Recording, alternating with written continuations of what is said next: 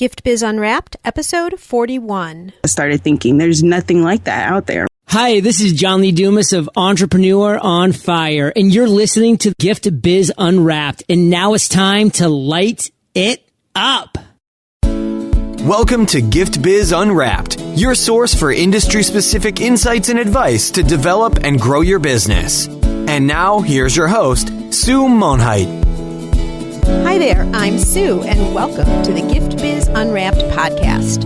Whether you own a brick and mortar shop, sell online, or are just getting started, you'll discover new insight to gain traction and to grow your business. Today I have joining us Cydni Mitchell.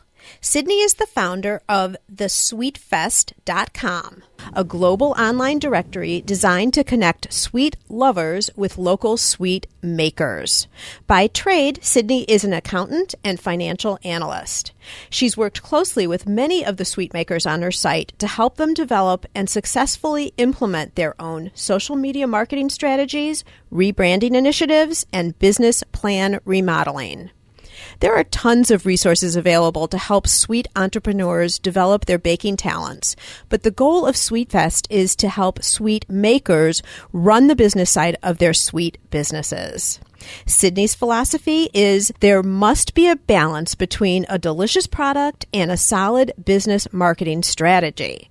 No sweet business can be successful without having both in place. Cydni and SweetFest work to provide sweet business owners with the keys to obtaining that balance to ultimately be successful in their business. Wonderful. That sounds so important and so necessary, Cydni. Thank you very much for coming on the show today. Well, thank you so much for having me, Sue. This is such an honor and privilege. And just FYI, this is my first interview. So, oh, super cool. Oh my gosh, I'm so excited. Are there any gaps you want to fill in with the intro before we get started? Not really. I think it says so much. I mean, I know that there's so many, I interact with so many sweet makers on a regular basis, and they all pretty much have a similar background in that they love to bake. They've always baked, or, you know, they have been baking since they were little kids, right? And they were in the kitchen with their grandma. But what ends up happening is they have this love of baking, and people ask them to bake for, you know, birthday parties or bridal showers. And the next thing you know, it's like, oh my gosh, I have a business, and they're charging people, but, you know, they have no clue how to run the business. And so that's where SweetFest comes in. So it's helping them to, like you said, understand running the business side of the baking business. So. Right. All right. Well, as our listeners know, we like to align the conversation around the life of a motivational candle. So the light shines on you, Cydni, and you're going to share your stories and your experiences and how you've created the whole concept of SweetFest. So are you ready to light it up? Absolutely. Wonderful. Well, what color would your motivational candle be, and what would the quote be on that candle? My color would be pink, and you will see that throughout all of SweetFest, that pink is my color. Pink is just so bright and happy, and that's kind of, you know, my personality, and that's the personality of SweetFest. And the quote that would be on it is, people won't remember what you said or did, they will remember how you made them feel. And that's from Maya Angelou. Such an important quote. When you start talking about sales and marketing and all of that, it's getting to that emotional side that really helps you connect with customers and clients and all of that. Absolutely. So your quote is right on. It's actually one of my favorites as well. Well, let's jump right into SweetFest now. I mean, in the intro, you talked a little bit about how you recognized that there was the need in the industry. But dive down a little bit deeper now. How did you take that concept, find the need, and start developing it into what is now SweetFest? So in the summer of 2013, I was living in Greensboro, North Carolina with my best friend. And I love sweets, and she kind of deals with sweets just because of me. And we discovered this bakery called Sweet Meg's. And it was fairly new in the area, but they were kind of tucked away in a little corner. And I felt like I'd found like this jewel, this precious jewel in the rough. Oh my gosh, Sweet Meg's had the most delicious cupcakes, and the frosting was always amazing. Any flavor that she had was just delicious to me. It tasted like someone's grandmother was in the back baking, these bakeds from scratch. And I knew we found a winner when my roommate, my best friend, was the one that was like, okay, can we go to Meg's? And she doesn't like sweets like that. So she would be like, let's go to Meg's. So I knew we had a winner. And so I started telling people in my office, I was like, have you guys been to Sweet Meg's? And they're like, no, we've never heard of it. But everybody always buzzed about this other bakery that had been in town for, maybe like 20 or so years. Every time I went to that bakery, I was not impressed. And so I'm like, how is it that people are so in love with this other bakery and nobody knows anything about Meg's? And it really bugged me. It bugged me to no end. It's like, because Meg's cakes are so much better. And so I just kind of went on this like ad campaign for people. Like I would bring Meg's into the office. I left her business cards everywhere. And we went there so much that the owners started to know us. Meg got to know us. Her dad, her parents are always in there working the register. So I would come in and we would have this conversation about, how we can get people to know about Meg's. I'm like, because at the end of the day, if you just get your treats into their mouths, they will come back here. Right. So I just went on this brainstorming session of how can I get people to know about Meg's? And then also at the same time, I had a friend that was starting up a bakery out of her home. So all these little pieces started coming together with, okay, how am I going to help my friends? Because by this time I'm thinking of Meg as a friend of mine, how am I going to help my friends to get more exposure? Again, along that same time, Instagram was really starting to blow up. And so I'm like, okay, well, I noticed that some of the most popular pages on Instagram are the sweets pages, are pages that have food on them, because that's when everybody's doing hashtag, nom nom and hashtag other things related to food. So I was like, okay, well, let's just at least start an Instagram page so that we can get more exposure for these people. And then it just kind of sparked from there. So it started as an Instagram page early in 2014. And then summer of 2014, we started up a website. I wanted this website to just be a directory for sweet shops. I started thinking there's nothing like that out there, right? If you want to go to New Orleans, or if you want to go to Chicago, or if you want to try little known sweet shops anywhere in the world, you'd have to Google specifically Chicago donut shop. And I was like, that's just too much. Like, I don't want to be like Chicago Donut Shop and Chicago Cupcakery and put all of that into Google. I feel like there should be one place that you should be able to put that in. And that's what Sweet Fest is. Gotcha. So when you started the Instagram account, they were not for Sweet Meg's and then your other friend who had a home bakery. This Instagram page was the initial development of the Sweet Fest. Yes, absolutely. The Instagram page was to help all sweet makers, because I started to realize this was an overall need for the sweets community and not just specific to these friends of mine. But they were my inspiration behind it. And so did you have the website then already as well? No, I started the Instagram page before I started the website, but I had the idea for the time as the Instagram page. So I wanted to get the idea out there, which was why I started the Instagram page before the website and started connecting with people in that way. And we never even posted a picture until I think we had been around for several months on Instagram. We had 400 followers, which is amazing to me, before we had any pictures. It was only based off of just the tagline, connecting sweet lovers with sweet makers, and then a profile picture that was something I just pulled together on my phone that said coming soon. So that's another reason why I encourage my sweet makers to, if nothing else, just at least start getting out there, regardless of whether you have things pulled together. Now, you should definitely develop a professional face to it, but in the beginning, start where you are and then grow from there. And that's kind of how Sweet Fest all began.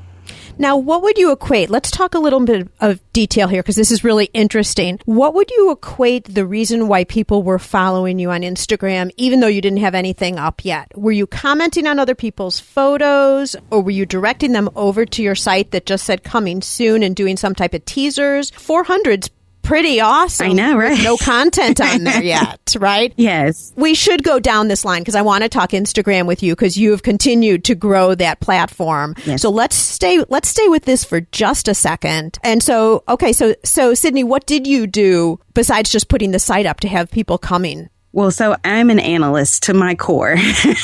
And so what happened with me and Instagram is that I started to analyze how the whole operation worked, and that it's really, and social media in general is based off of your interactions with other people on the platform. And so it's not like we created an Instagram account and then people just came to it. No, it was, we created the account, we had the tagline, but then we went and liked people. We interacted with people. We liked their pictures. We commented on their pictures. We had interactions with them, and people would be like, oh, I'm so ready for the site. Before we even had a domain name, people were like already excited about what was coming because of the interactions that we had with them before we had pictures and before we had any of that. So it's all about how you actively interact with people, especially on Instagram. It's how you interact with them and their pictures. You start following them, you like their pictures, you comment on their pictures, you leave a smiley face with heart eyes, all that good stuff.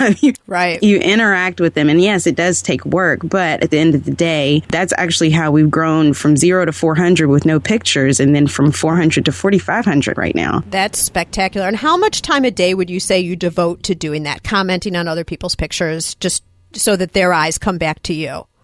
I'd say I'd probably devote about an hour or so throughout the day. When we first started, I was on there several hours a day, but it wasn't like I would sit in the room for 5 hours looking at Instagram. It was more like 30 minutes here, 15 minutes there between commercials. You can do it anytime and it will add up. So now you have the Instagram account established. At what point, and give us a little detail behind how the website then developed? With the website, I wanted to have one place for everyone to go if they were interested in sweets. And so I got a Squarespace. The original site was on Squarespace, and it was more of a list. So you would come to the homepage, and then there would be a couple icons for articles. And then you would click over to the directory of sweet spots, which is what I called it at the time. And it was literally like a list of, it ended up coming up to about 200 sweet makers from the U.S., from the UK, we had from Canada, we had from Australia, all that good stuff. But it was a list, and it wasn't exactly what I was looking for, but it was within my abilities at the time because I was the one that created the site. And, like I said, my whole goal was for it to become like a Yelp or a Yellow Pages where people could come in and type in as a search. And so,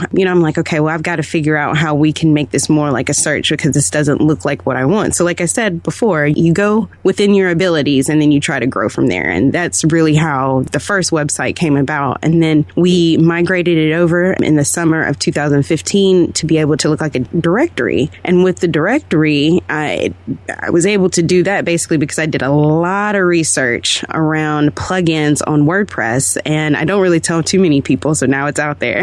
The website that we're on right now is on WordPress, but it is based off of a plugin that helps with building that directory look and feel. And so you're on a WordPress.org site, yes, correct? Yes. Okay, just for our listeners, if any of you, I have a couple of points I want to emphasize now that Cydni's been talking about, and we'll start with the website. If you are in a situation where you are just now starting a website, you can capture free websites at a platform called WordPress.com, yes, which I highly suggest you do not do. Emphasize not do.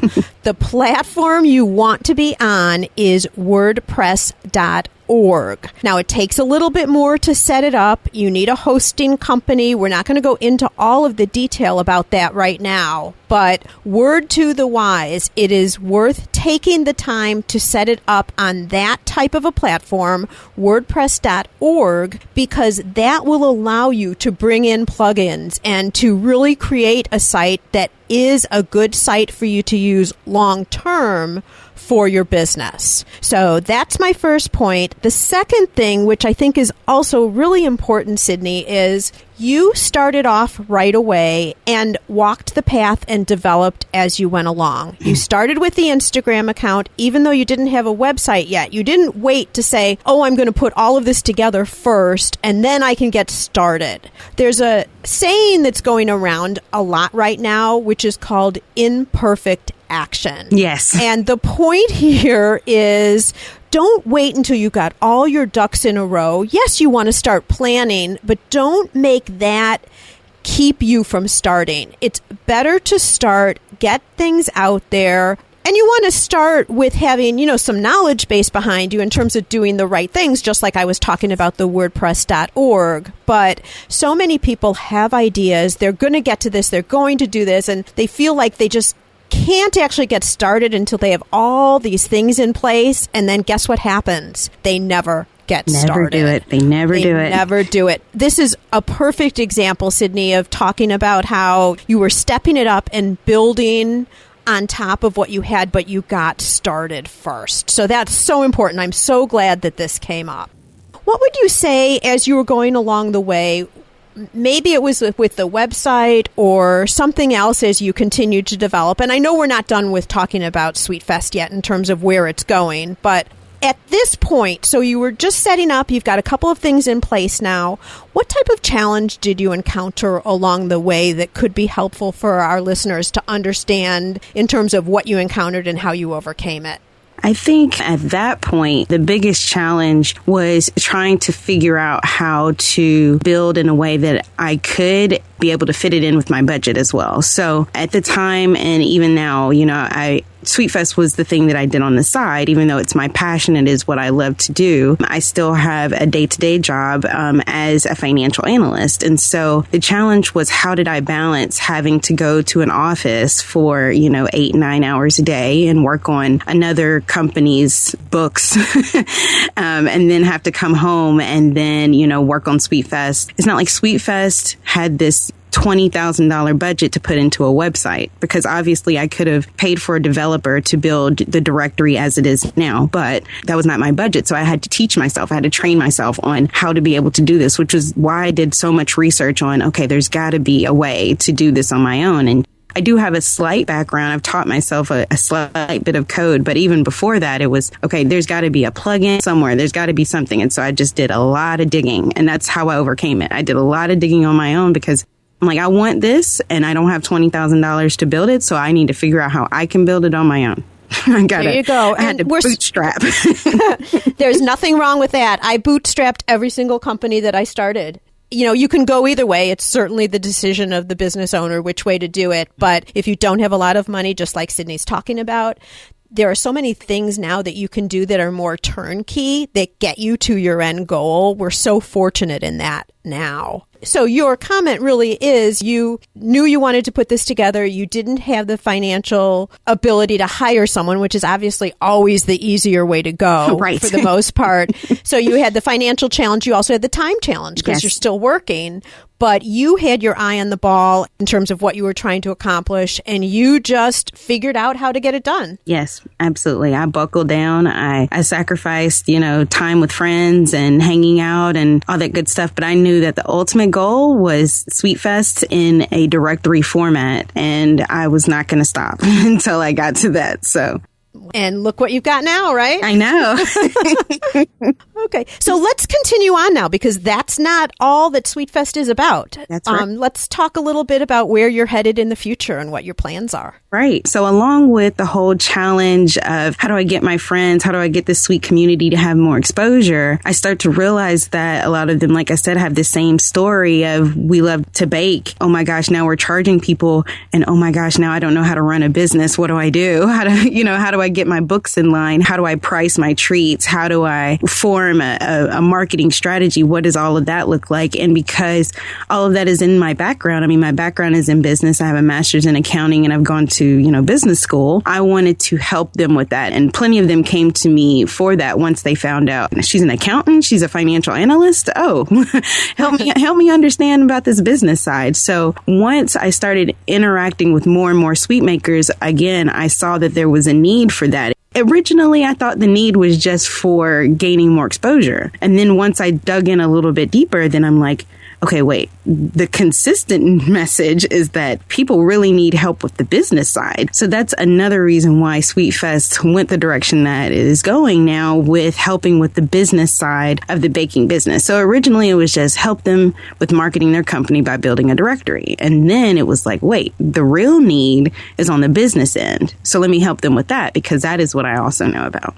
Right. And fabulous perception, because you had your initial goal and what you thought you were going to be doing, and you still are doing, because that's part of it. Yes. But your eyes were still wide open, and you were listening to the audience also and identifying that, yes, there is this additional need of how do you run a business? Mm-hmm. So really good. And so what are you doing about that? So now, now I'm able to provide training, tools, and guidance for professional development for the Sweet community. So, and I know you're on Periscope, and I'm a big advocate of Periscope. And so I do business scopes as often as I can, usually about, once a week in the least. And I'm hoping to up that in 2016. And what is your scope handle? And my scope is Sweet_Fest.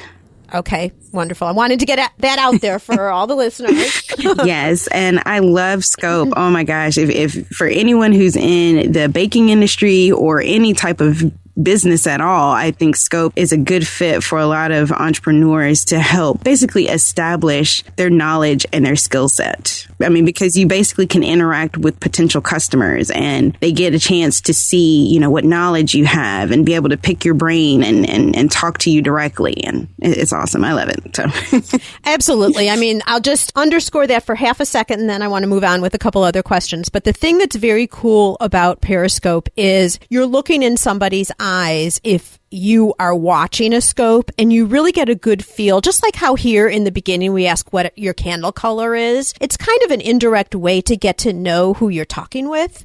With a Periscope, you can look right into that person's eyes and understand more about them on a subtle end versus what you would know just over the phone or just hearing audio. Periscoping, if you've never tried it before, my handle is GiftBizGal, and Cydni's handle is Sweet_Fest. A great thing to check out if you are interested and want to see another way to get really some valuable content. I talked about Scope, and that's one way I've connected with the Sweet community and helping them to understand the business side of baking. But I've also started offering online courses, as well as we've had conventions in the past, and we're looking to have a conference in 2016 as well. So it's all about helping to build information and knowledge for the Sweet community. So those are a couple different ways, and we're hoping to provide a newsletter and all these great things in the future. Wow. You are jumping in big time. Yes, both feet, both feet. And so now today, with all of those things in the works, and some of it you're talking about what you're already planning to do, some of it sounds like it's a future plan to bring in when you can. But how are you managing all of this now with your full-time job? So there's been some adjustments that are being made, and some sacrifices that are being made as well. But, I'm just having to reassess my schedule, and I brought on an assistant that's helping me with the admin side that's freed me up a little bit as well. So, so sights are set on cutting the leash soon. So, well, that's pretty exciting. Yes. We're strategically making plans to be able to do that in the near future. So big announcements coming forward soon. Hopefully, knock on wood, right? It'll happen. I know it. You are an action taker. I knew that from the second I met you. Yes. So actually, Cydni and I met at it was America's Baking and Sweets, right? That's right, in Chicago, yes. Yeah, we met at America's Baking and Sweets when we were both setting up our booth. So that was pretty exciting. Yes. I call Sue my guide. She was my guide throughout the whole weekend. I was like, Sue, I don't know what's going on. Oh, you handled it just fine. You're already a star, Cydni. No question about that. Thank you. Let's talk a little bit about you specifically and what types of things you found that help you to be successful as you're pursuing and developing Sweet Fest. What would you say is one natural trait that you have that's helped you to be successful? I think that I'm pretty personable. I definitely get that from my dad, who has been in sales my entire life, and he never met a stranger. And I'm pretty sure that's where I've gotten it from. I like people. I like to get to know people. I like to get to know their background story. And that really helps me because it's not like I'm faking interest. Like I'm actually interested. like I actually want to know, well, what got you into baking and what are your challenges or what are ways that I can help you grow and help you understand more about your business. To my core, I'm a helpful person and I'm a friendly person. And I think that has taken me pretty far and will continue to take me far in this industry because, everybody wants to feel important. Everybody wants to feel like they're their story matters. And whenever I interact with any of my sweet makers, before we even really get started, before I even talk about graphic design with them and logos or marketing, I want to know their story and I want to know their goals. I want to know where they're trying to go. And so we have that conversation. I'll spend 30 or 45 minutes just having a chat with someone just to find out their backstory, because there's no way I can help you go forward if I don't know where you've been. So what tool do you use regularly that helps you keep productive or to create some type of balance in your life between growing Sweet Fest and working full time and all of that? I would definitely say my Apple TV. Oh, why? My Apple TV helps me stay balanced. And I'll tell you my schedule on, during the work week is I get up, I drive through Atlanta traffic, which is something serious in itself. And I go to an office and I work for another company and I do financial analysis. And then I come home and then I work on, I eat dinner and I work on Sweet Fest for about 4 or 5 hours. I'm really into Hulu and Netflix. I love TV. I love TV series and movies and all that good stuff. And so it helps keep me balanced and keeps me entertained. And I actually force myself. So I will come home from work and maybe would have spent 5 hours working on Sweet Fest after work. And then I'm like, okay, time out.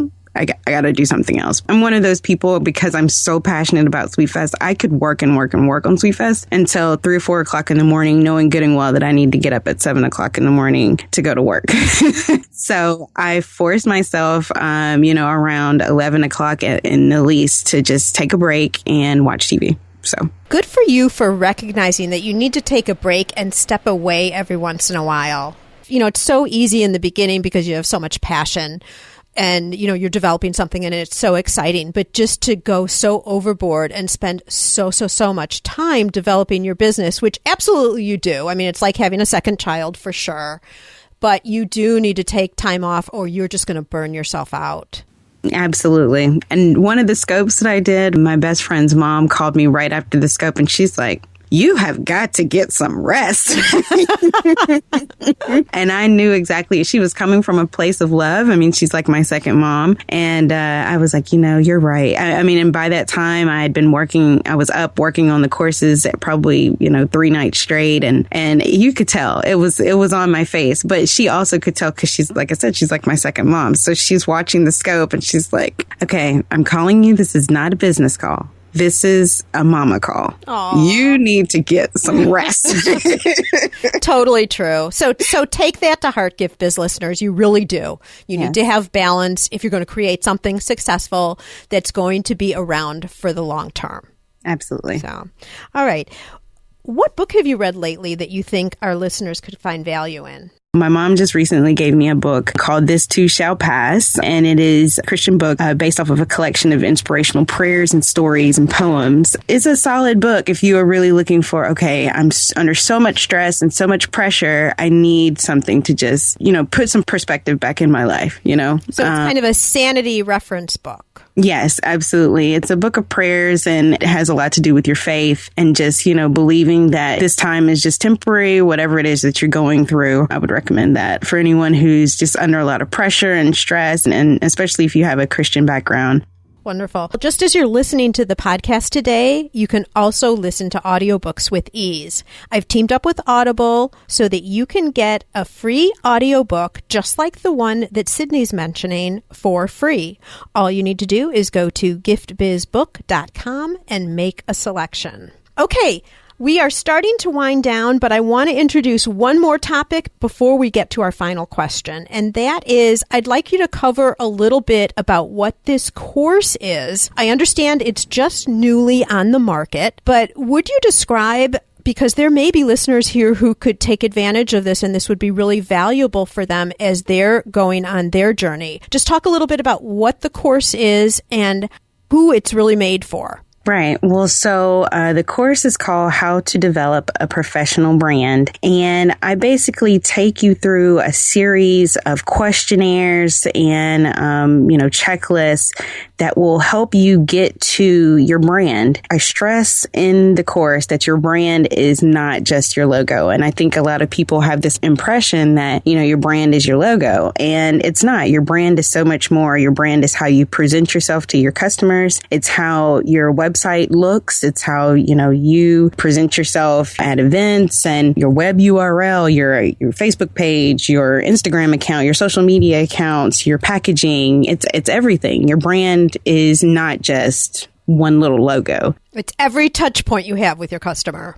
Every touch point you have with your customer. I want people to understand that it doesn't take thousands and thousands of dollars to make your brand look professional, because that's where I am with Sweet Fest, right? I said I didn't have $20,000 to build a website, right? But when you go to my website, a lot of people have told me you can't tell that one person built that. It looked like I had a team. It looked like I had someone who has a background in web development that built the site. And I want to bring that to people. And I want people to understand that it all has to do with your color consistency. It has something to do with your message and being consistent through your message. And that's how you develop a professional brand. It doesn't take a major budget to develop a professional brand. You see what I mean? Got it. All right. So you focus specifically on people who are in the sweets industry. So bakers and cookies, candy, cakes, yes, donuts, all of that. Yes. Donuts, everything. Would there be any value to anybody who is outside of that industry to look at the course, since the course is about branding, or is it specifically for people within the sweets industry? It will definitely be of use to anyone who has a business or is looking to start a business and needs help with developing a professional look. I direct my lessons towards the sweet community, but these are things that are applicable to any side of business. Right. But my examples, especially in this course, my examples are really just sweets related, but you can twist it any type of way as far as the examples go. So I think it's a really good course for anyone who's in business or is looking to start a new company, all of that. I think I've encouraged other business owners to get into it as well. And how would people gain access to that course or your website? Why don't you give us all your contact information at this point? Yes. So the general website is thesweetfest.com, and that's where our directory is housed. And then we have the Sweet Success Project, which is basically our area that is for professional development for the sweet community. And the Sweet Success Project website is bit.ly/sweetfest courses. And that'll take you to our course portal that has, our courses now. And then that's where our other business tips are going to be that are, printed, that you can print out and all that good stuff. Super. All right. And so anybody, and to be on the directory, that's no charge, right? Right. It is absolutely free to be on the directory, and you get to add your, sweet pictures, your logo, your web URL, your Facebook page link, your any other social media links you can add out there as well. So, and then you can have reviews, you can add videos. All right. Well, Gift Biz listeners, if you are in this industry, there is absolutely no reason why you wouldn't, as soon as we are done with this podcast, jump over and put yourself on that directory. Absolutely, for sure. Mm-hmm. And all of you know, because you've been listening to my podcasts a while, if not, for the new people who are joining us now, and this is your first podcast, you can jump over to our show notes page. Cydni has her own page, and you can find that at giftbizunwrapped.com.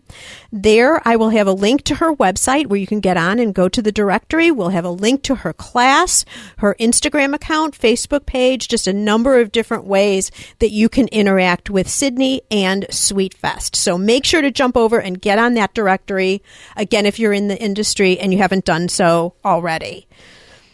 All right, Cydni, I will now invite you to Dare to Dream. Mm-hmm. I'd like to present you with a virtual gift. It's a magical box containing unlimited possibilities for your future. This is your dream or your goal of almost unreachable heights that you would wish to obtain. Please accept this gift in our presence and let us know what's inside. Thank you so much, Sue. I appreciate this gift. You're welcome. I can't wait to hear what it is. Well, actually, it is unlimited funds.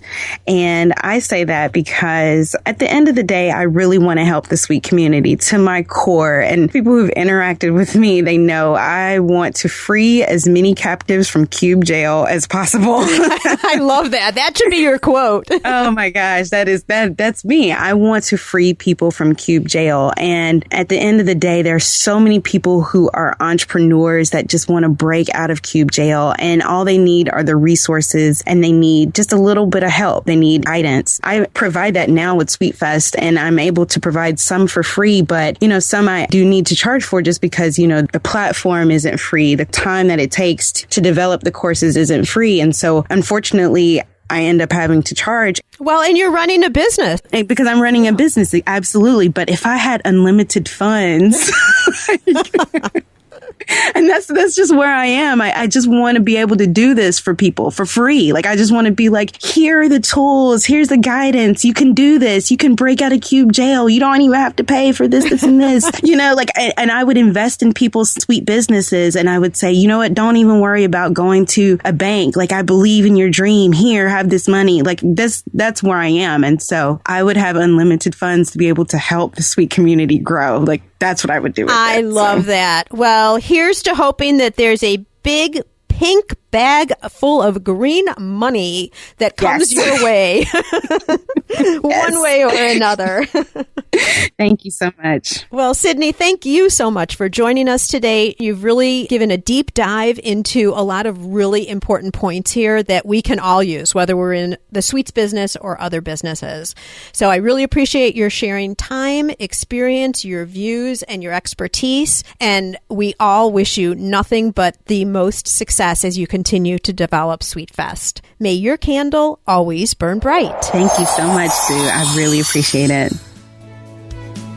Learn how to work smarter while developing and growing your business. Download our guide called 25 Free Tools to Enhance Your Business and Life. It's our gift to you and available at giftbizunwrapped.com/tools. Thanks for listening, and be sure to join us for the next episode.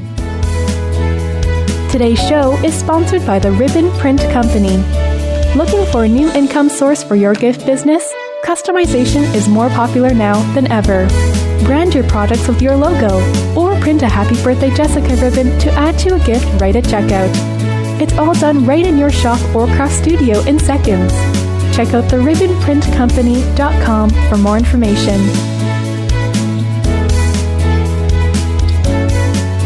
After you listen to the show, if you like what you're hearing, make sure to jump over and subscribe to the show on iTunes.